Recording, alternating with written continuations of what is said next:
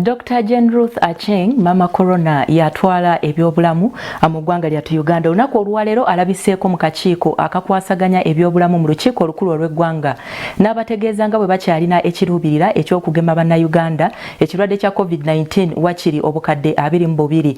Oluvannyuma lw'okwogera ebyo abasabye bagende mu maaso n'okuba nga bakakasa ensimbi ezisoba mu buwumbi 7 zibayambeko mu nteekateeka eno, wabula ababaka bawakanyiza enteekateeka eyo nga bagamba nti ekirwadde wetwogera yakakano si kyabulabe. Mu ngeri y'emu gavumenti etegeezezza nga bwetagenda kwewola nnyo mu mbalirira y'omwaka gw'ebyensimbi ogujja kubanga bakitegedde nti COVID-19 akosezza nnyo ebyenfuna by'eggwanga. Gavumenti etegeeza nga etalina eteefuteefu kweyongera kwewola ebitundu 5.9 mu mbalirira y'omwaka gw'ebyensimbi ogujja ng'ensimbi zino ezibadde zino okubanga sasulwa amagoba. For financial year 2022-2023 amounts to Uganda shillings 47 trillion.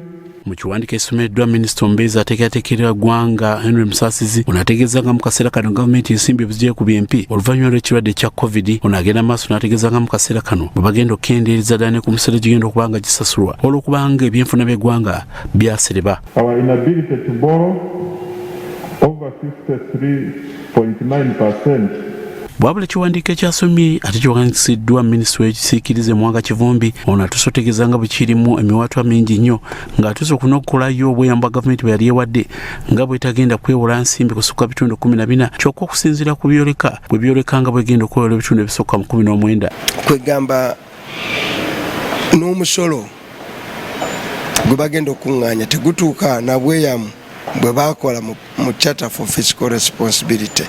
Tulaba nti budget yonna egenda kubeera mu buwumbi oba mu butabalika anamu trillion 47 zali 43 wakati wana 43 na 45 naye obuzibu bwe tulina essaawa eno bw'otunuulira ezeeyongeddemu njala kugamba ekintu kimu naffe essaawa eno tetumanyi ani yazongeddemu. Kyokka abaka palamenti abengi batuse n'okwebuuza nga gavumenti enoosa okubeerawo nga teyeewoze. Tulina okulaga abantu tetujja kwewola kuba waliwo ssente zino nazino ezeeyongedde ku nnyingiza yaffe.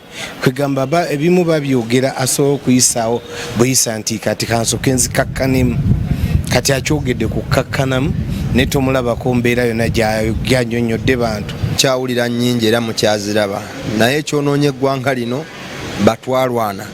batwalwana batutte ssente zonna tebagambibwako wabula bwe zimuggwako ndowooza eza Uganda ze zibaggwako oba dola bwe zibaggwako ate nga bakomawo nga banona endala era batwalwana nga babawa endala. Eggwanga terisobola seetuka nga mukulembeza twalwana. John Musiro mbaka okuva mu kitundu ekya Bubuulo ategeezza nga lw'ebigwa bitalaze era nga bino byebisinga okukaka gavumenti okwewola. Singa kati Uganda erumbibwa olutalo ate nga mu budget temuliimu nga bwe twabadde ebya Congo nga bakubye wano mabomu kino okuteekebwamu. Era njagala nnyo abantu baffe bategeere ebya supplementary si nti nno bibeerawo lwa kubeerawo okulya ssente. Budget yonna okubudgetinga ssente nnyingi si kibi. Ne bagamba trillion 10 si kibi kubanga oba weteekateekera gwe ng'omuntu olabe nga byonna ebyo bimalako. Naye ekibi kwe kuteekawo budget ya trillion 48 ogenda kwewola bwewozi ate endala nga bagenda